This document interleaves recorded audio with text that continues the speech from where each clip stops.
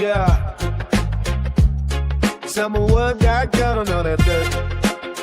Yeah. Yo, if I were podcasting, it would be insane. Knowledge flowing like the sweetest rain. Professor Bear on the mic, spreading wisdom wide. A bear's thoughts, that's my pride, I can't hide. With the voices in your ear, changing the game. If I rule podcasting, every thought we'd ignite.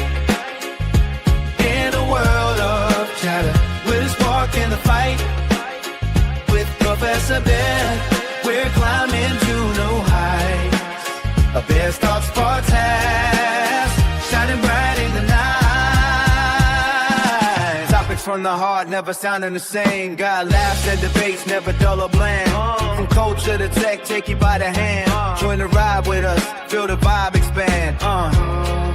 With every episode, we shine that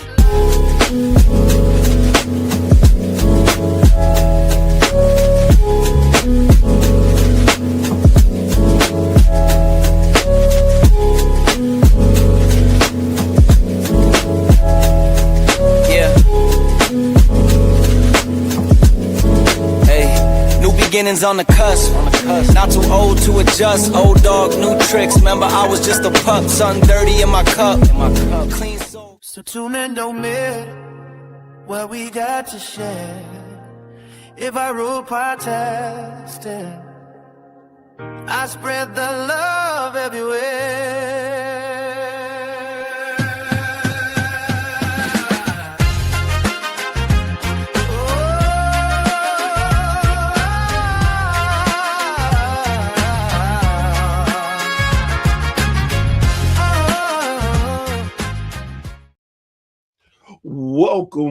Welcome, and thank you for joining me this evening.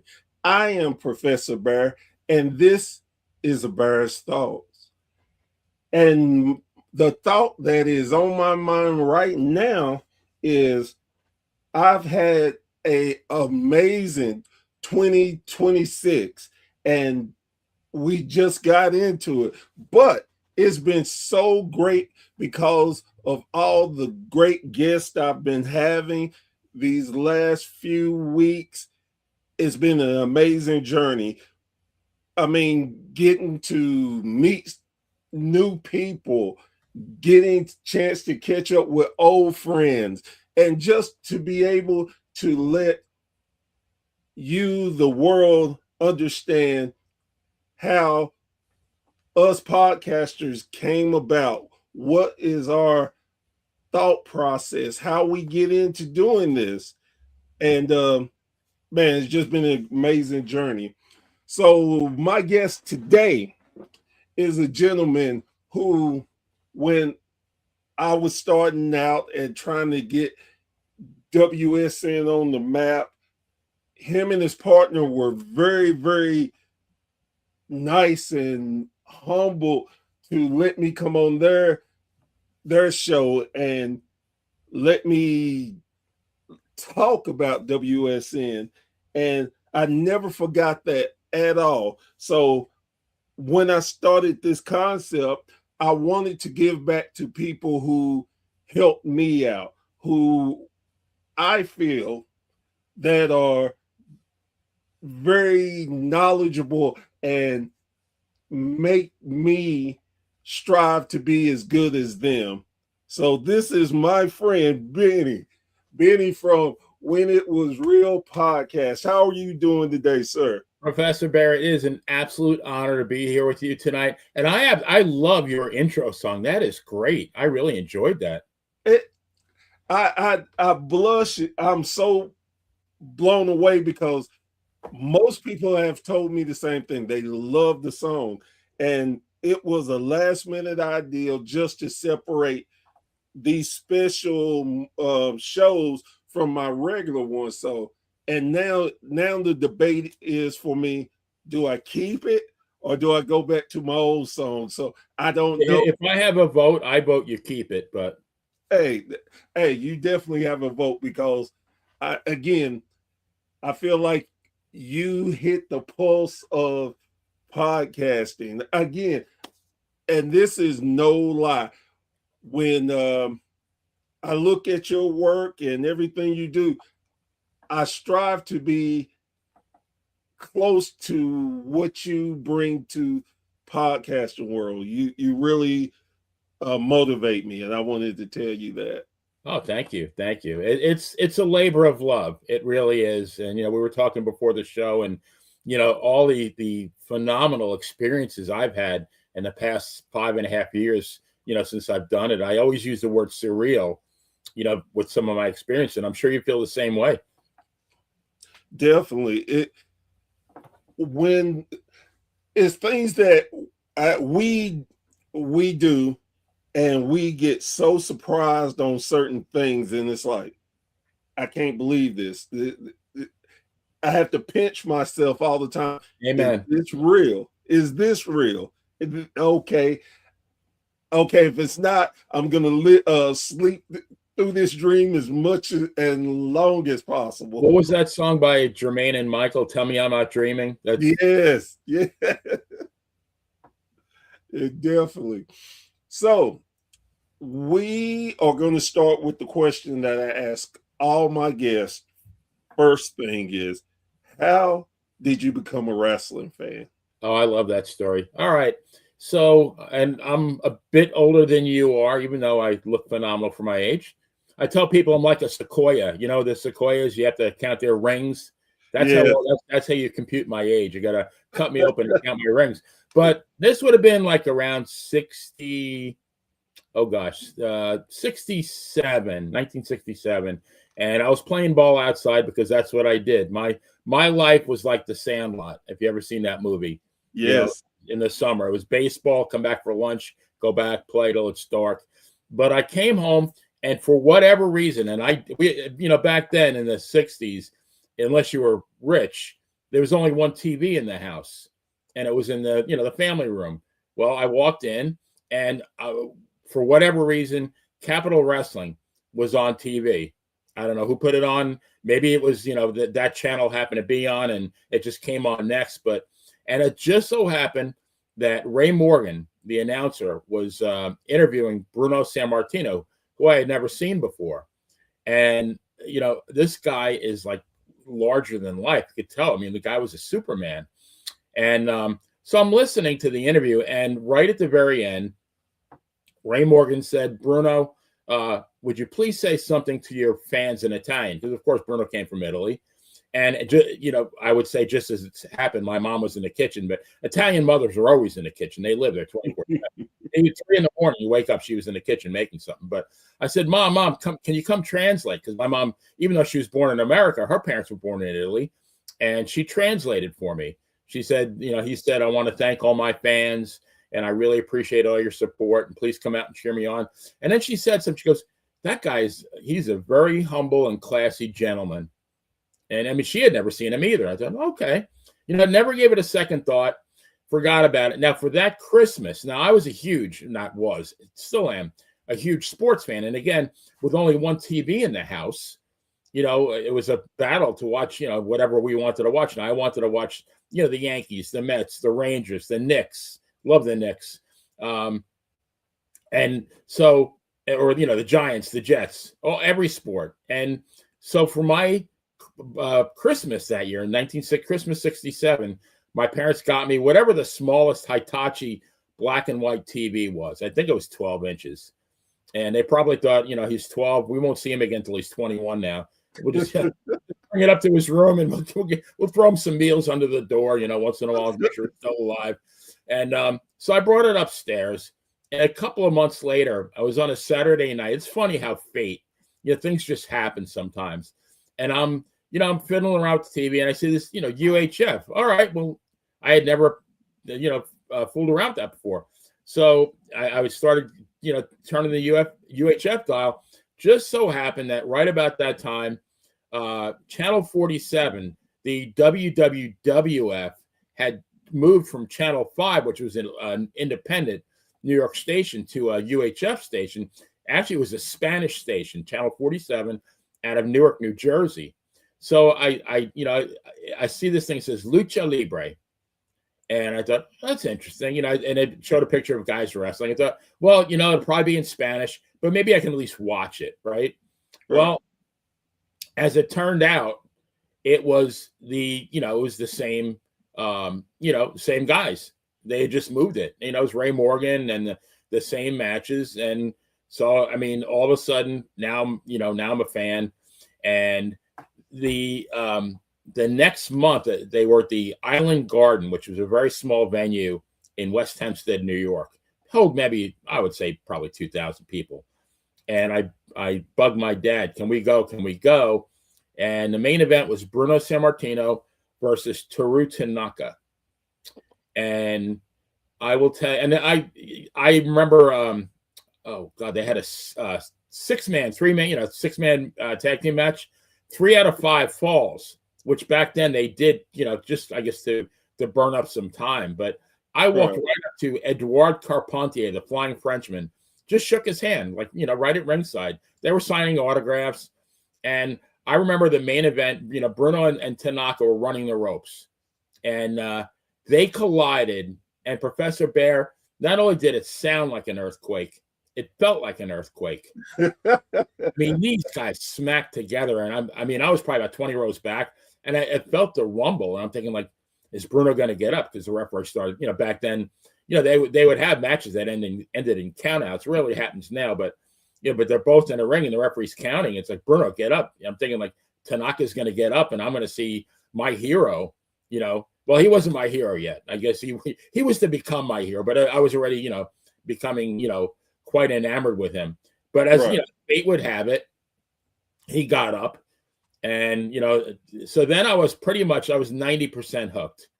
About a month later, my best friend, it was his 13th birthday, and his mom let him cut school and go to the local mall to go shopping. And he asked me if I wanted to go. I asked my mom, she said, yeah, I could go. So I had, some spare money.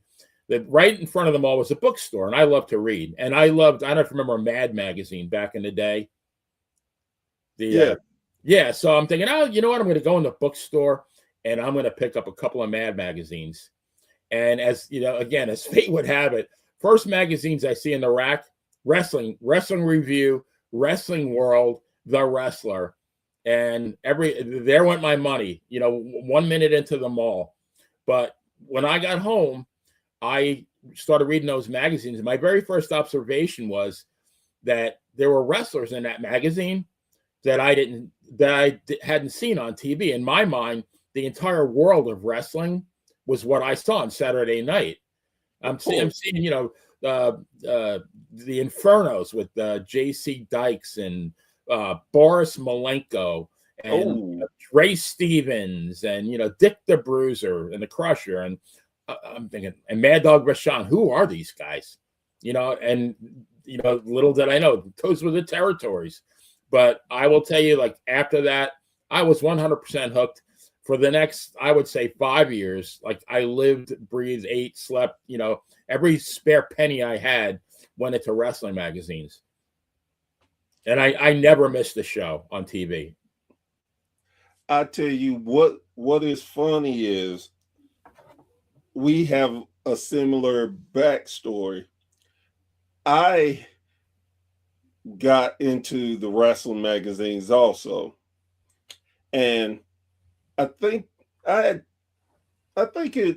really started. I got a few here and there, but then about 88 is when I really started to get those magazines. No matter, every month I had to go get them. To this day, I still have those magazines.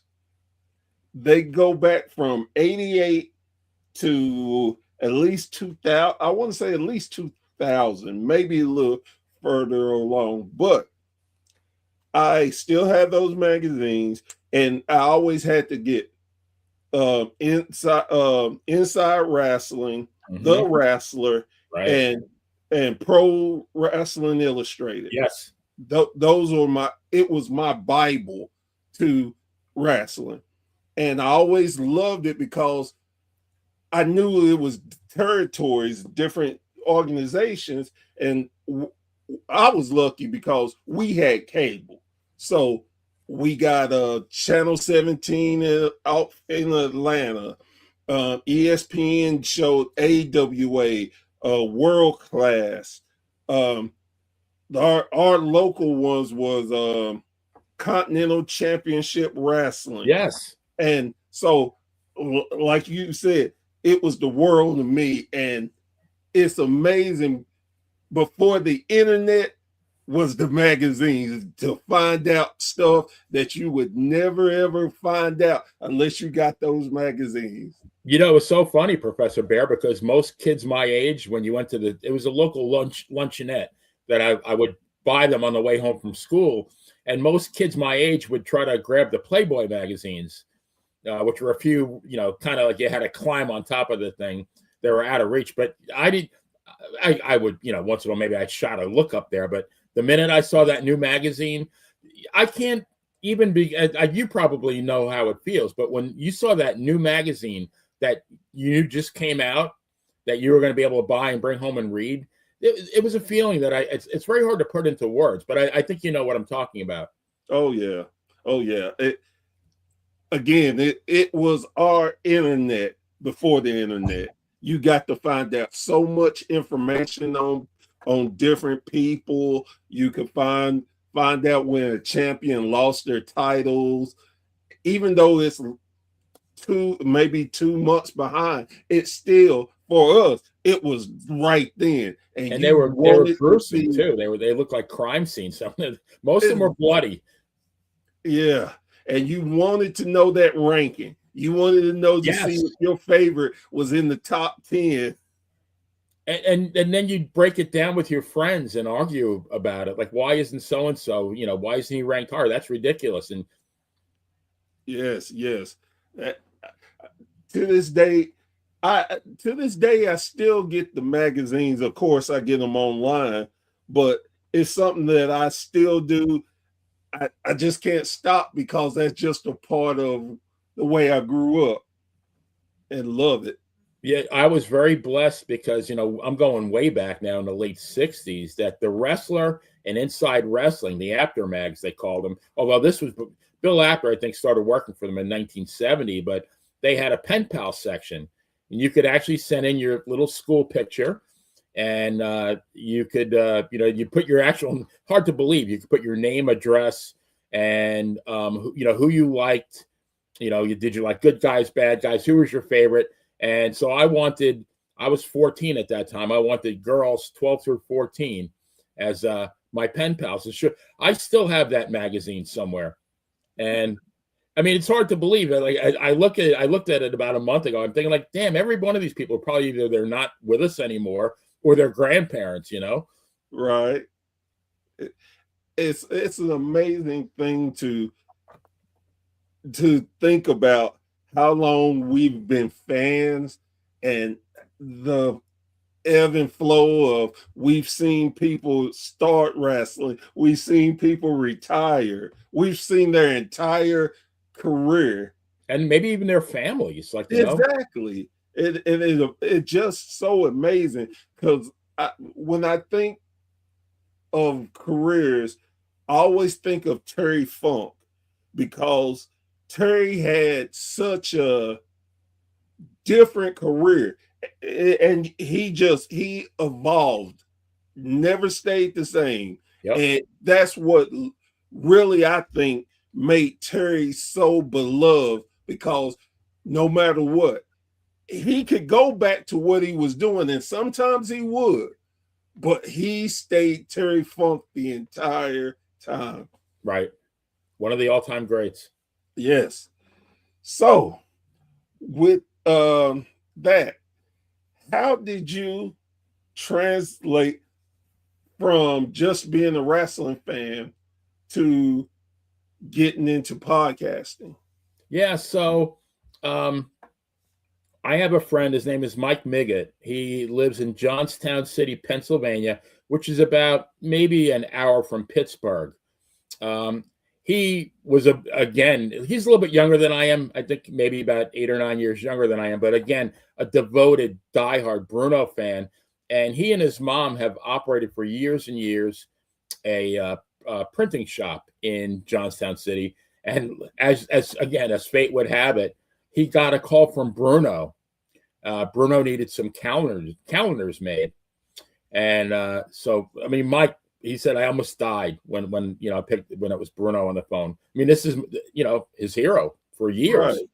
And when Bruno said, well, how much do I owe you? And Mike said, Bruno, you're my hero. I could not charge you. And as it happened, they actually struck up a friendship, like a genuine friendship. Mike was probably, I'd say, like almost 30 years younger than Bruno, but still, I mean, they had a genuine friendship. Mike, they would go out to eat. He actually went Bruno's last trip to Italy. Mike went along with Bruno and his family. Oh, wow. So they had a very close relationship. Well, anyway, and I was living in Minneapolis at the time. I was working at a car dealership, and it was right. Bruno's birthday is October the 6th. Well, I had posted something on Facebook, a tribute to Bruno, and Mike saw it, and Mike said, well, I'm taking Bruno out to dinner for his birthday. Would you mind if I read it to him? And I said, would I mind? I'd be honored if you read it to him. And he said, well, don't be surprised if he calls you. And I didn't know Mike well enough yet. I'm thinking, yeah, right, sure. I mean, like, now you're going to rib me, right? Right. You're going to have somebody call me like being like Stu, hey, this is Stu Hart. I'm thinking like, you're going to rib me. And so normally at the car dealership at 6 o'clock would always be like crazy busy. Well, that night, as fate would have it, it wasn't. And the phone rings and it's Mike. And I still was like, he said, Benny, I have somebody that wants to talk to you. And I'm thinking, all right, here it comes. Who's this going to be? But, Bruno had a very distinctive voice. And I knew the second I spoke to him. And I remember what he said. He goes, Benny, where did you learn to write those beautiful words? And I'm in my mind, I'm 12 years old all over again. Like trying to not have a heart attack and be able to sound coherent.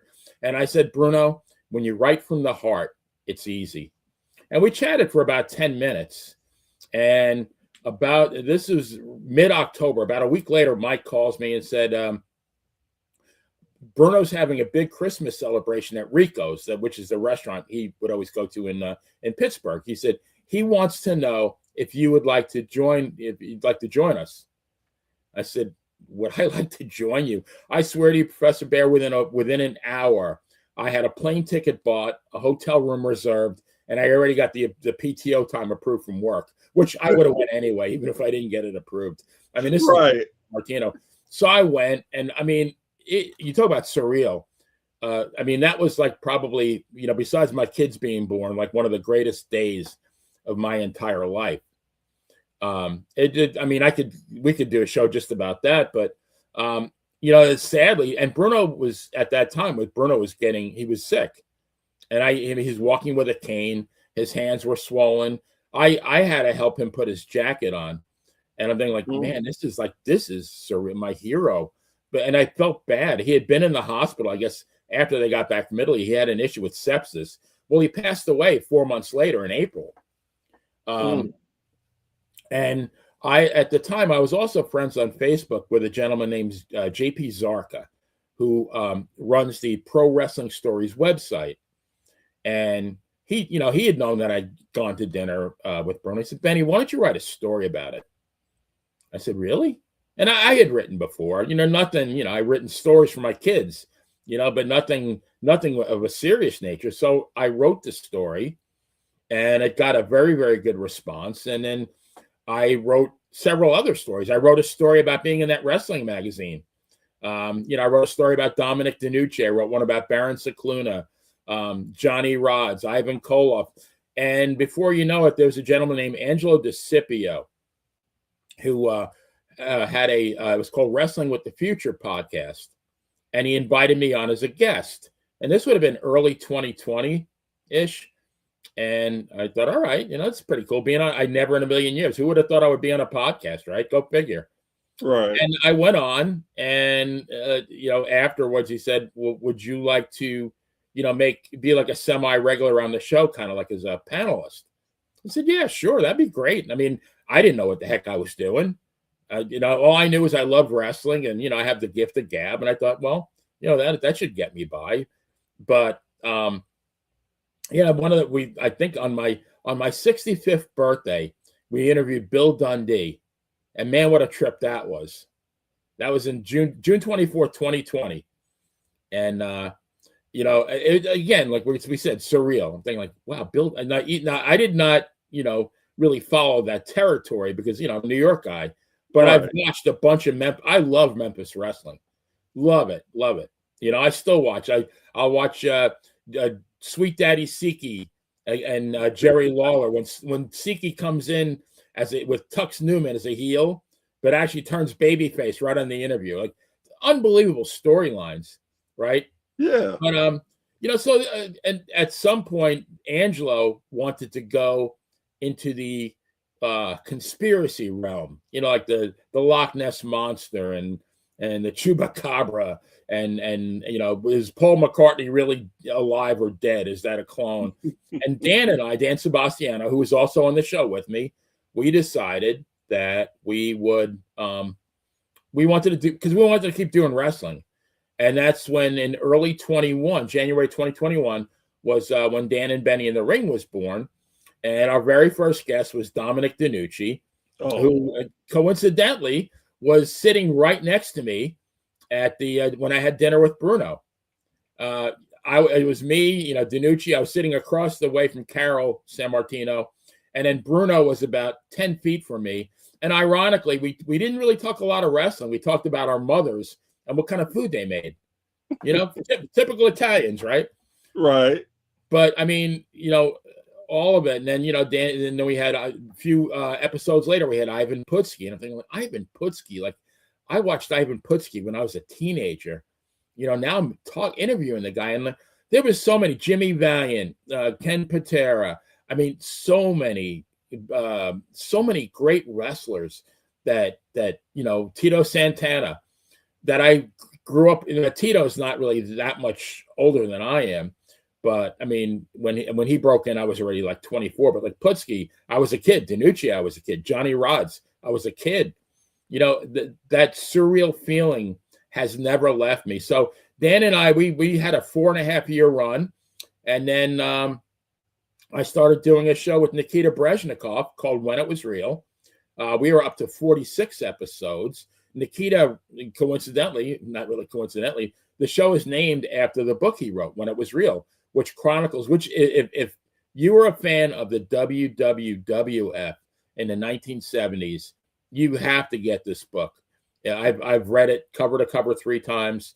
It just takes you back in time, and that's to me like one of the the things about old school wrestling podcasting. That's what you really want to do.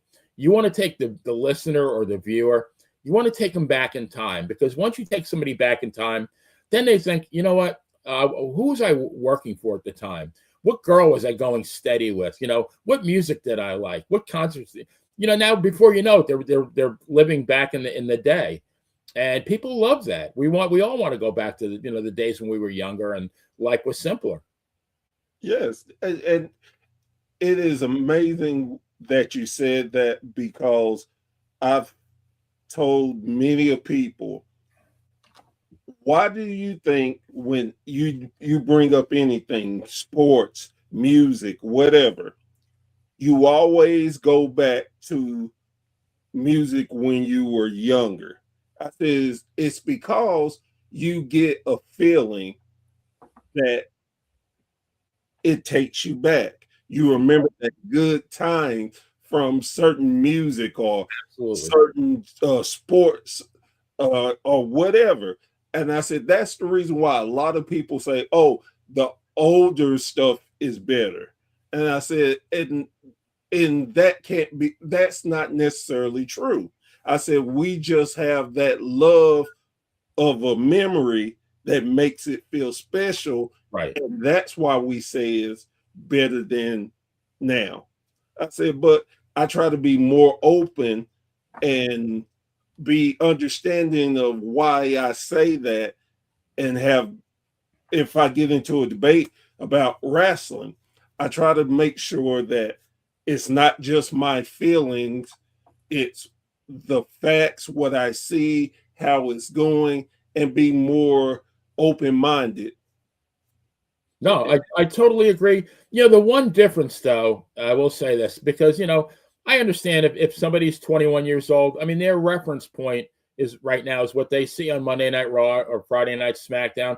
They don't know about Bruno Sammartino. They might have heard of him, but I guess the difference is to folks like you and I, when we watched it back in the day, and the title of the podcast is perfect, When It Was Real. When Larry Zbyszko hit Bruno Sammartino with that chair, and Bruno was gushing blood. When Jimmy Valiant in 1971 turned on Chief Jay Strongbow, it was 100% the feeling I had. Like, I mean, I got up. I was 15 when Jimmy turned on Chief Jay Strongbow. I cussed a blue streak, and it was one of the rare occasions that I got away with it in the house. My mom was out of the house, so I got a free pass. And the first time I ever met Jimmy Valiant, who I absolutely love, I said, "You know what? I hated you," and he laughed. He goes, "That's good because that means I did my job." That's it. And people nowadays, like when Ivan Koloff, because ironically, I interviewed Melody Koloff on my Thursday night podcast last night. She's the granddaughter of Ivan Koloff. And I said, I despised your grandfather. And she said, he loved to hear that, because it meant he was doing his job. But the difference, I guess I'm going down a rabbit hole. The difference between wrestling then and wrestling now is you could hate Braun Breaker, the wrestling character, but you could like Bronson Rechsteiner, the guy, right? The two different things. But back in the day, you hated Ivan Koloff. You just hated Ivan Koloff. You didn't know he was some guy named Oriel Paris from Montreal, Canada, and a really, really nice guy. All you knew, and that's, one of the things, like you said, about, social media and the internet. We didn't know any of that stuff. All we knew is what we saw on TV and what the magazines told us. And that's what we believed. And, but our feelings were genuine and real. And when we saw somebody turn on one of our heroes, there was legitimate, like, raw emotion, and now, not to say that fans don't love wrestling in 2026. They love it for a different reason. It's entertainment. For us, it wasn't entertainment. It was life and death. Oh, yeah. So I'm not gonna knock wrestling in 2026. I understand. I mean, everything evolves, right? Cars evolve, music evolves.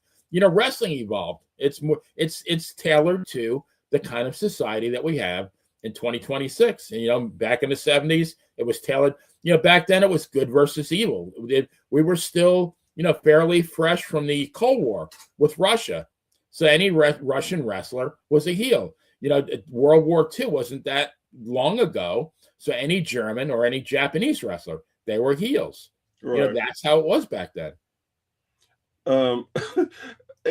With you saying that, it made me think of a story. I can't remember how old I was. I had to be like, I guess anywhere from 6 to 9, something like that. And my mother and father, they used to go play cards at a friend's house.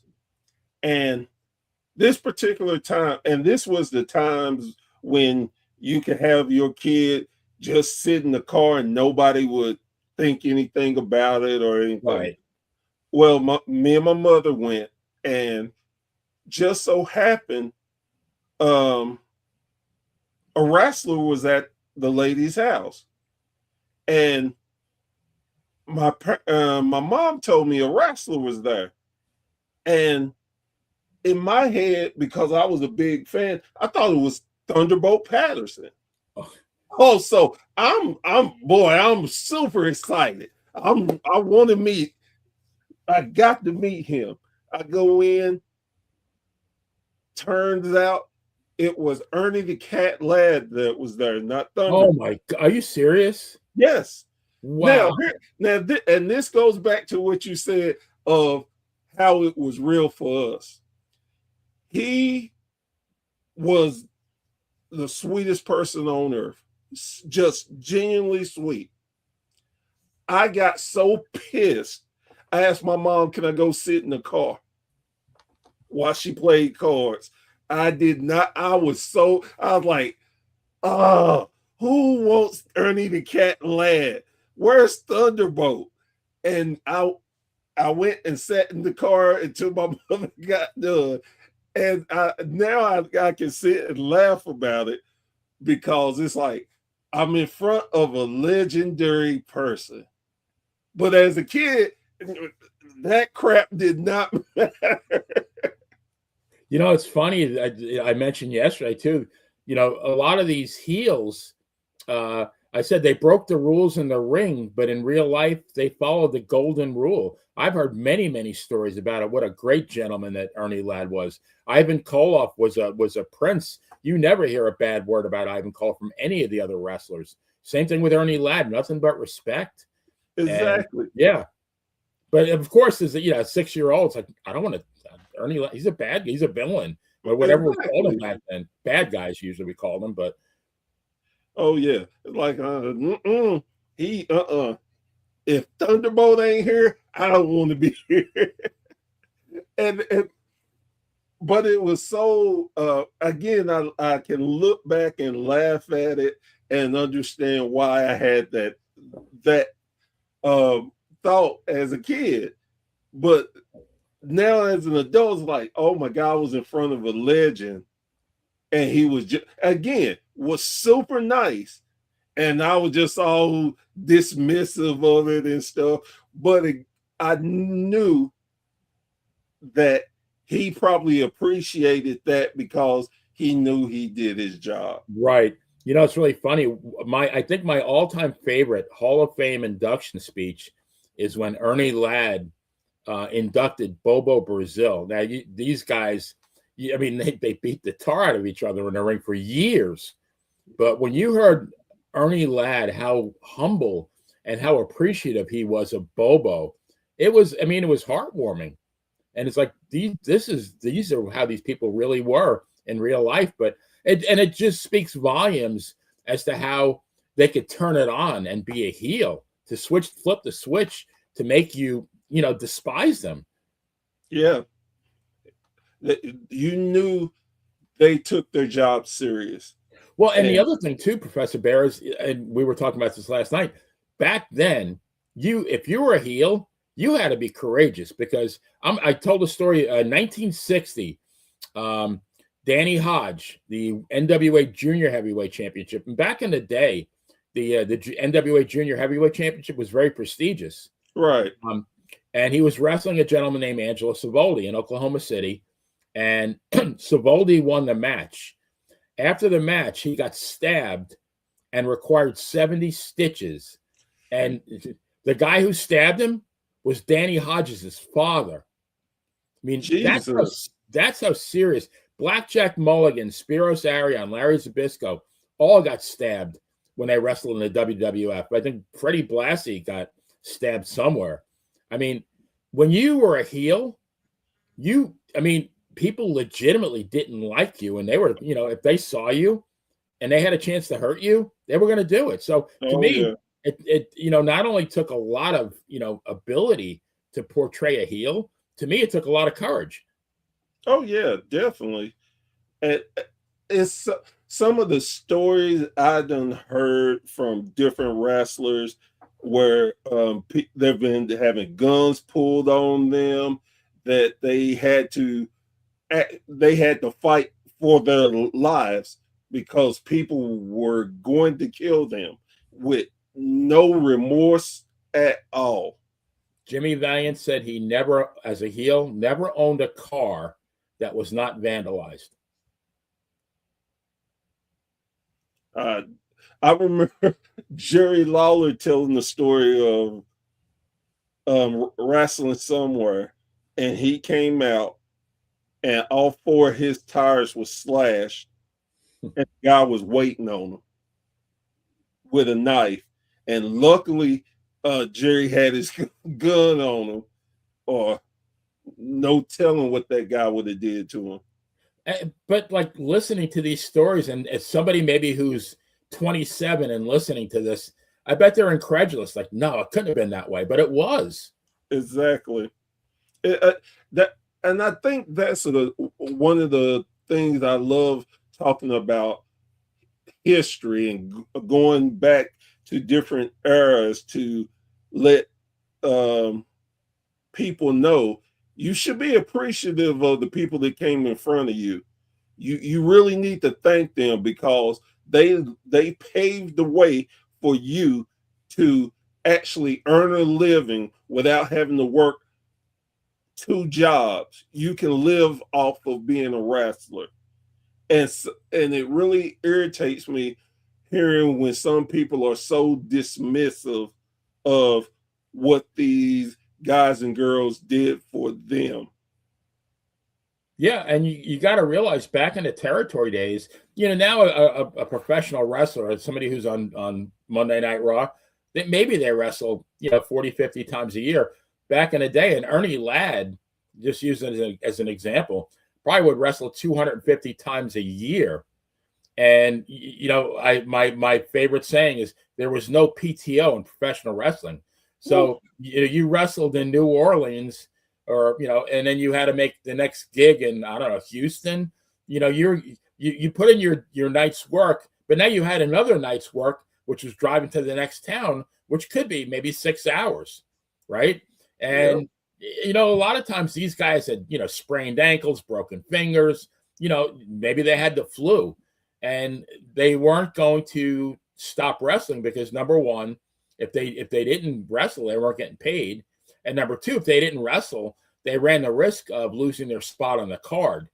And they couldn't afford that because they had families at home to feed, which, by the way, they could have been on Christmas Day, they could have been 500 miles away from home, or on their kid's birthday, or on their wedding anniversary, because that's where that's where their living took them, and they had to make a living. So it was far from glamorous. Trust me. I know that you've spoken to many of them as well. It was a real job, and there was a lot of sacrifice involved.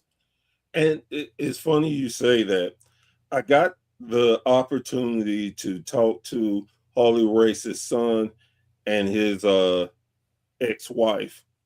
And one of the things I made sure to do was to thank them for their sacrifice. Yes. I told them that a lot of us fans don't know what they went through and may not ever know or even care.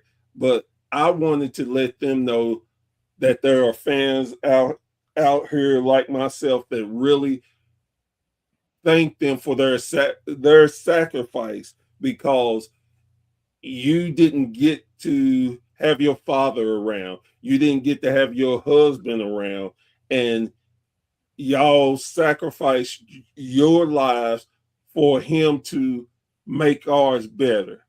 They sacrificed their lives, and they sacrificed their bodies. Davey O'Hannon, who I had on Dan and Benny in the Ring, and I've also had him on When It Was Real. Now, he was kind of a journeyman. He did win the Texas Brass Knucks Championship and the Texas Tag Team Championship, but he mostly homesteaded in the WWF, and he was like between prelim and mid card.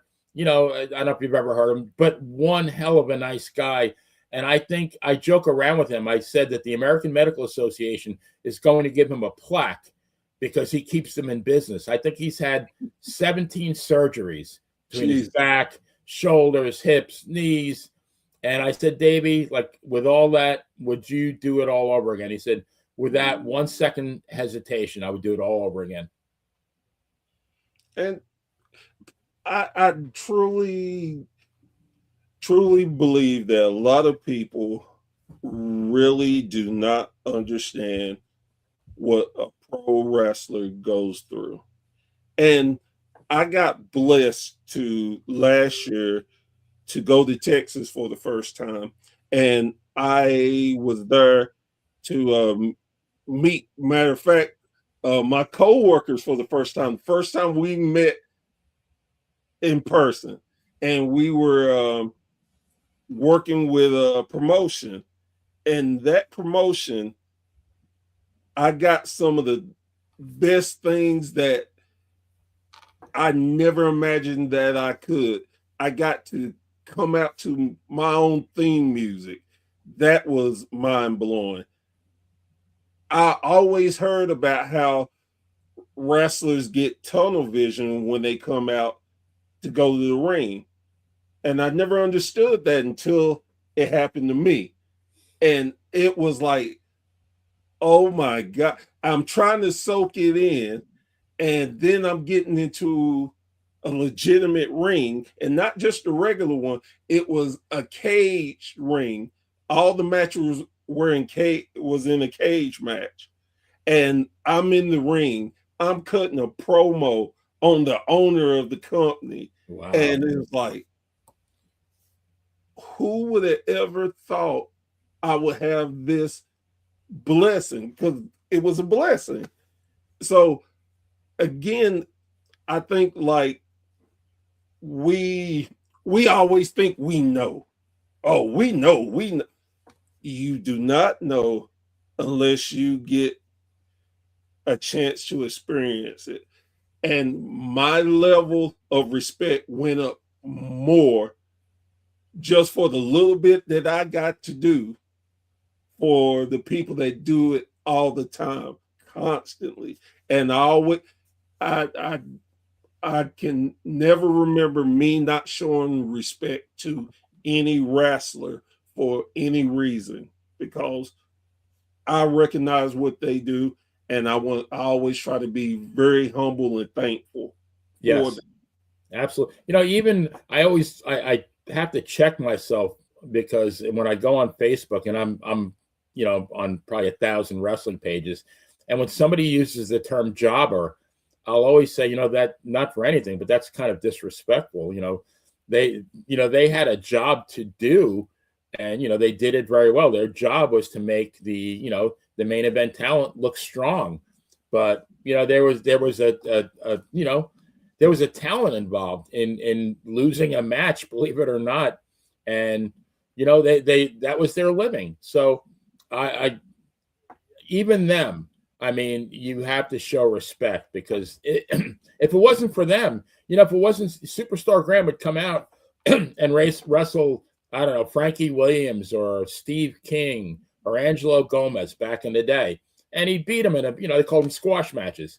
But the whole purpose of that was to make them look strong, so that you built them up, because when he was going to wrestle Bruno, but people don't realize that back in the day, the whole idea of TV wrestling was to sell tickets to the next event at the Garden or wherever you were, the Omni or the Mid-South Coliseum.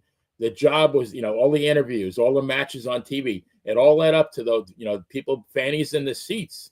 Yeah. And those enhancement talent guys, that's what I call them, that are prelim guys. I'll never say the word jobber. That their job was very important. You had to make the heel look strong, so that people wanted to see him get his butt kicked by the babyface champion. Yeah, it is. I sit sometimes and think of what wrestling would be without those guys and girls who did the job. It definitely wouldn't be exciting as it is. We wouldn't have these great moments. The moments when the underneath guy gets that rare win over an established star. Right. It helps boost them up. It helps put more butts in the seat, because like, oh man, he beat him. Oh, now I'm interested to see what more can he do. And you never know, those guys who are doing the job today. Like, I'll give you an example, and this is going back years. George the Animal Steele was facing this very young guy named Carlos Colon, and he started attacking before the match, and Bruno helped Colon take up his ring jacket, and then Bruno got attacked by George Steele, and of course that led up to the fight at the Garden between Bruno and George Steele, and Colon lost the match in about 58 seconds, but but Carlos Colon is one of the most legendary figures in professional wrestling now.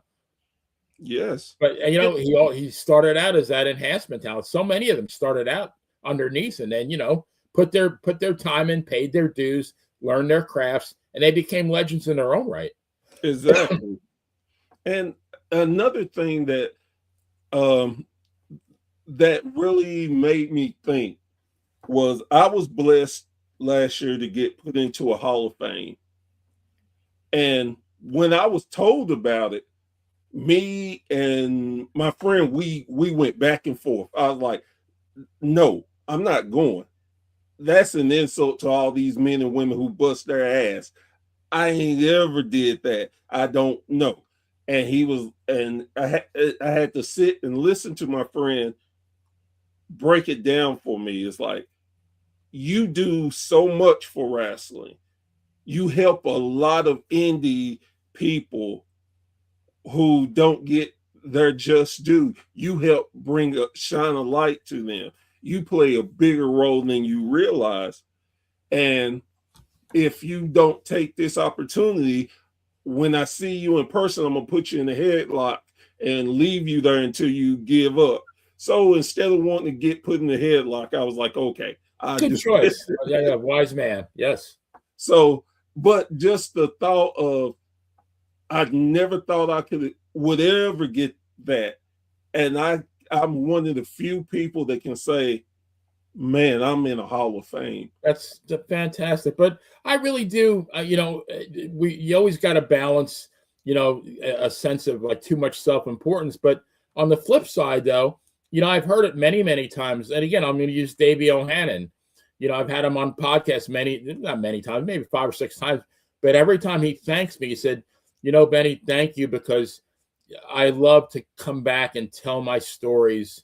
And, you know, they come alive again. Because, you know, many, many people, I would say the average 27-year-old, if you asked 100 27-year-old wrestling fans if they knew Davey O'Hannon, maybe 1 or 2 would. But, you know, we have a niche audience, you know, mostly older fans. It's old school wrestling. But for Davey to be able to get on there and, you know, talk about matches he had and, you know, teaming up with Johnny Rods and, you know, with Mike Cicluna and, you know, getting bloodied and the travels in the car with Bruno. I mean, it means the world to them. I mean, of course we love it because we're talking of, you know, it's surreal for us, but it's also great for them because they get to, you know, become I don't want to say become relevant because they're very relevant, but they get to relive like we were talking about before. You know, they get to relive those memories when they were younger and they were in the ring and fighting, and you know, it's good all around. So I do believe as podcasters, we do have a function, you know, of importance because we provide a platform for these guys to, you know, to come back and relive their past, and you know, it makes them happy. And I always say, if you can make somebody happy for a day, one person happy every day, you've done a good thing in life. Very much so. Very much so. And to piggyback off of that, it keeps them alive because now maybe younger fans who watch our shows, oh, I didn't know about that person. Now I'm going to do my research. Now I'm going to go back and watch matches. Oh, wow. Now I've became a fan because I heard him on a podcast, and it keeps that tradition alive. And it's so amazing because I love, again, the old adage, leave wrestling better than you found it. And I always feel like I'm helping to do that because maybe someone listening to me or watching me had no idea about a person. But now, because they like me and heard how well I was enjoying it, okay, well, he enjoyed it. Let me see why he enjoys it. And they do their research and become a fan. And, oh, man, now I got one. Who are these guys that he take on? And it just builds keep tradition alive. And I love that. Yeah, and the nice thing, I mean, again, I'll use that 27-year-old fan as an example. Yeah, let me go check out Sweet Daddy Siki on Memphis from 1981 or whenever it was. Holy crap, this stuff is wild. And then the next thing they know, well, I'm going to watch Championship Wrestling from Florida. The good thing that people have now that we didn't have was, I mean, how much wrestling can we archive now on YouTube? It's amazing. Yes. And I'm so, and just think about all the back in the days, all the videotapes that got erased because they didn't have the foresight to think of the future, or try. It's easily saving them a few bucks to just record over. I kicked myself in the butt because I had some stuff and I recorded over, and I'm thinking, God, what was I thinking of? I've lost that. It's like, oh, I wish I could go back and not have did that. But right. Yeah, there's a lot of good stuff. I mean, even like when I started watching in the late 60s, most of that stuff is gone forever. If I knew somebody that had like a stash, I'd pay money to buy it because I'd watch it all the time. We've talked about just the history of wrestling and how we think of it. I'm curious to get your take on today's wrestling. Like I said, and I always blame Vince McMahon for ruining wrestling, and first, to a certain extent, I still do, because I really think, I'll go back to 1979. I live close to Tampa now. I grew up in New York, but if I lived in Tampa in 1979, I could go to the Hesterly Armory every Tuesday night to watch wrestling. And it was affordable back then, a couple of bucks, to see like Kevin Sullivan and Superstar Billy Graham and Bugsy McGraw and Maniac Mark Lewin, the Purple Haze, and Bob Roop, and all these guys, right? And you could, right. I mean, and then they had a loop. So, I mean, they might have been in Orlando the next night. So if you were ambitious enough to drive 100 miles from Tampa to Orlando, you can catch them again. I mean, you could literally go catch 100 cards a year if you really were that devoted of a fan. Where now, as a fan, if I want to see them, they may come to Tampa once in a year. So I think we've lost a lot as fans now. And I think as a fan, being a fan now and then being a fan, back in the late 60s, like we talked about before, it's a different kind of emotion. Now, if I watch a Seth Rollins match, I'll think, man, damn, this guy, he's good. I'm admiring the way he works a match, but that life and death, struggle of good versus evil, of Professor Tanaka versus Bruno, all of that is gone, and that'll never come back. So, I mean, to a certain extent, yeah, I mean, it's great. We get to see it on TV. There's so many. As a fan now, you can archive so much stuff from back in the day. I watch the current product. I don't look at it the same way, but I do admire their athleticism. I try to outguess them, see if I can, outthink them as far as storylines.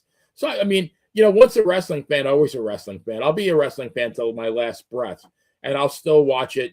I'll watch it every Monday night. I'll try to watch. I don't really get it on cable. I just use my computer. So I'll watch highlights on Saturday of SmackDown, but I keep up with it, and because it's still wrestling. It's different now though. It's entertainment with a little bit of wrestling thrown in. Now, back then it was wrestling with a little bit of entertainment. Right. But I you know what, Professor Bear, I've posted on Facebook. People say in a relationship. I've been in a relationship with professional wrestling since 1968, and I'll never break up with it. I definitely understand that. Have them moments. I may think about it. I may take a break, but I don't go far, and I'm right there the whole time. it's like, yeah, once the wrestling bug bites you, you are forever bit, and you're not getting that out of your system. I I tell people that I see wrestling as the resurgence of the old territorial days, because a lot of independent promotions have some great product, and I think it's almost a little better because you can watch damn near anything from your home. If if you're into Japanese wrestling, you can find Japanese wrestling. Yes. If you're into British style, you can find it at home. We have so many different opportunities to watch wrestling and enjoy it, to the point I some days I have to take a mental break. It's like, okay, so much wrestling, so much wrestling. Let me take a day and get myself back together. Then I'm back at it again. Oh yeah. That sounds very familiar. If if I was a new podcaster and I wanted to go down the lane that you are currently doing, which is doing a lot of older wrestling, what advice would you give me? Well, I think you have to, in your mind, resign yourself to the fact that I'm not doing this for fame and fortune. Um, very few podcasters make a lot of money. And I know I'm one of them that doesn't make a lot, or any money. But, you people like you and I, we deeply love professional wrestling. I think that's the most important thing. If you love professional wrestling the way we do, I think all you have to do is have the gift of gab and some good background knowledge, and you can. It's amazing. You can find wrestlers out there, old school wrestlers, that will come on without charging. Now there are some that do charge, but you can find guys out there that just like we talked about. They want to relive their past. They want to come to life again. They just want to tell their story, and they all have great stories. And so that's the most important thing. Just whether you do it on YouTube, whether you do it on just an audio platform, or you do it on both like I do, you gotta stick with it. You gotta you have to have fun. That's the most important thing. I think that's above all. You have to have fun. If it becomes a job to you, don't do it. Stop doing it. You've been doing it for a while. I've been doing it for a while. Like BB King saying, the thrill is gone, but the thrill is definitely not gone for me. The thrill will always be there, and just be realistic. I'm not gonna. Nobody's gonna stop me at Applebee's when I'm eating my cedar salmon and say, you're that podcast guy, aren't you? Although that has happened to me a couple of times. And you said it's happened to you, right? Yes, yes. I've gotten recognized. I was at a home show a couple of months ago, and somebody said, you're that guy on YouTube. I said, yeah, I am, and it's nice, it's a nice feeling. But it's not going to happen. It's not going to happen very often, so just, enjoy it. And like you said, leave wrestling in a better place. That's very important. That's a good thing to keep in mind. If you're going to do it, honor the sport. Bring on somebody, maybe who wasn't like a main event guy, but it was a solid guy, and just you're going to make his day. And if he has any fans, you're going to make their day. And you never know. You never know where something is going to lead. Maybe he's going to go to somebody else. Hey, you know what? That Professor Bear or that Benny, he's a good guy. You should go on his show. Next thing you know, they're going to contact you. Hey, how can I be on your show? So I think just, you have to love wrestling. You have to be realistic, and you just have to have fun. It's so funny that you said it like that, because Ricky Morton, very super sweet person. Yes. I was up in Johnson City to see a wrestling show, and he was there. And as soon as he saw me, he's like, "Professor, how you doing?" I'm like, "I'm doing good." And then we just talked for a minute, and he introduced me to another wrestler. He told him specifically, "You need to get his number. He can make you blow up and get famous. He does a great podcast, and you need that. Get his number. Get his number." And he told 3 or 4 people that. And for me, I'm already enamored that I can call Ricky Morton a friend, but he thinks of my quality of work so much that he's telling other guys, "You need to go on this show. If you want to get notoriety, you need to go on his show." And that is like as much as that's like getting $1,000. Like, oh wow, Ricky Yes. Morton Yes. genuinely likes my podcast and recommends it to other wrestlers. What else could you ask for? Right. I mean, you're being endorsed by and a lot of people use the word legend very loosely in professional wrestling. Ricky Morton is, by anybody's definition, a legend. And Exactly. for a legend to put you over and say, you got to be on this podcast, that speaks volumes about the work that you're doing. Yes. And a lot of times, and I know you have the same thought. We don't think of it as what we're doing. We're thinking about what we are blessed with, being able to talk about what we love. It's just amazing to me every You're time. absolutely right. Anytime someone talks to me, or hey, I know you, and I always try to be very humble and make sure no matter what, I speak to them and be very appreciative, because as quick as it comes, it can go as quick. Yeah. Yeah, that's why I will never say no to anybody who invites me on a podcast, because there will be a day, and hopefully it's not in the near future, but there'll be a day when you're not going to be invited anymore. And you're going to think, man, I really wish I had been on that such and such a podcast. I'm not going to have that regret. I'm going to grab the moment. Definitely. And it is so funny that you say it like that, because I want to thank you for coming on to my show. I definitely have thanked you and will continue thanking you for having me on yours when you knew nothing about me, to just give me a chance to broaden my horizon and possibly make new fans. I'm a true believer in giving people their flowers, because a lot of times people wait until after someone's gone to want to give them their flowers when they can't smell them and enjoy them.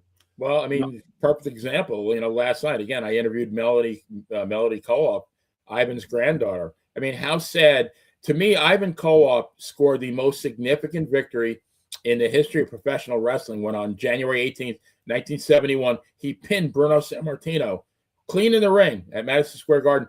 And Bruno had been champion almost 8 years. People were shocked. To me, it was even carried in the newspapers, which was unheard of in New York. They never carried the results, but they reported on that.